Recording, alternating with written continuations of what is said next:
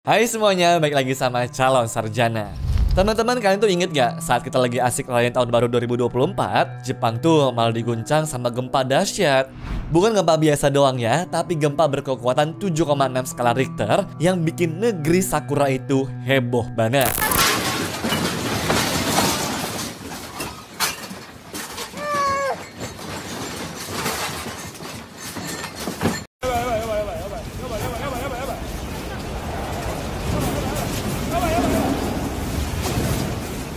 Puluhan orang tewas saat itu guys, di mana gelombang laut pun setinggi 1 meter menghantam pantai di sana. Puluhan bangunan hancur total, listrik padam di ribuan rumah, beberapa tempat pun hancur tuh dilalap api. Dan hingga tanggal 2 Januari 2024, dua pertanyaan besar muncul di sini teman-teman.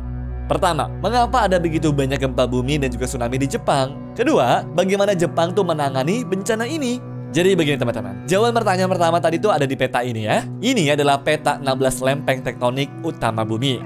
Mungkin buat kalian yang belum tahu, lempeng tektonik itu adalah lapisan terluar bumi yang terdiri dari kerak bumi dan bagian atas mantel. Panas yang dihasilkan oleh inti bumi bikin cairan yang ada di atasnya itu bergerak naik turun yang biasanya disebut sebagai arus konveksi. Nah, karena arus konveksi ini, lempeng-lempeng tadi bergerak pelan-pelan. Kadang mereka bertabrakan, kadang mereka menjauh atau bergesekan. Nah, saat mereka bertabrakan, gempa bumi pun nggak akan bisa terhindarkan. Sebagai perbandingan ya, Indonesia sendiri dilewatin sama 3 lempeng tektonik. Sedangkan Jepang tuh dilewatin sama 4 lempengan besar yang bikin lempengan di sana tuh kayak lagi main adu jotos. Ya, maksudnya negara ini tuh tepat guys berada di pertemuan 4 lempeng tektonik besar, yaitu lempeng Pasifik, lempeng Filipina, lempeng Eurasia, dan juga lempeng Amerika Utara. Lempeng-lempeng inilah yang seperti puzzle raksasa yang selalu bergerak. Jadi waktu mereka tuh saling bertabrakan, terjadilah gempa bumi itu. Nah, yang bikin Jepang jadi makin sering kena bencana ini adalah mereka tuh berada di Ring of Fire atau cincin api Pasifik ini guys. Daerah itu terkenal banget sebagai surganya gempa dan juga gunung berapi di dunia. Ya bayangin aja coba, dalam sehari setelah gempa besar itu tadi guys, Jepang diguncang lebih dari 155 gempa susulan. Gila kan? Tapi yang bikin kita kagum, meski gempanya sebesar itu, korban jiwa di Jepang tuh relatif sedikit loh. Padahal kalau aja nih gempa segede itu tuh terjadi di negara lain, mungkin kayaknya udah ribuan orang deh yang jadi korbannya. Ya, ini semua karena Jepang tuh udah jago banget guys yang ngadepin bencana ini. Mereka punya sistem peringatan dini canggih dan juga bangunan anti gempa juga. Iya, soalnya yang paling canggih, gedung di sana tuh ada yang sampai bisa nari-nari sendiri pas lagi gempa. Sehingga waktu tanahnya goyang, gedungnya ya tetap anteng-anteng aja.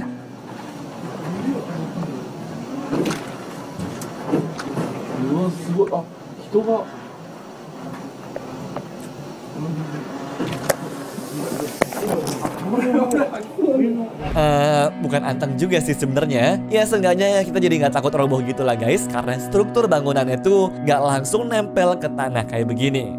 Kayak ada penyangganya gitu loh yang bikin guncangannya jadi nggak terlalu ekstrim lagi teman-teman. Nah, kemudian yang bikin Jepang makin gila lagi menurut gue, di dekatnya tuh ada palung laut yang super dalam yang namanya adalah Japan Trench. Bayangin aja teman-teman, kedalamannya sendiri bisa sampai 8,4 km. Ini nih guys yang bikin Jepang jadi langganan tsunami. Bahkan ternyata kata tsunami itu sendiri berasal dari bahasa Jepang. Su artinya pelabuhan, nami artinya gelombang. Jadi tsunami itu adalah gelombang pelabuhan. Ya, karena Jepang sering kena tsunami, istilah inilah yang jadi terkenal ke seluruh dunia.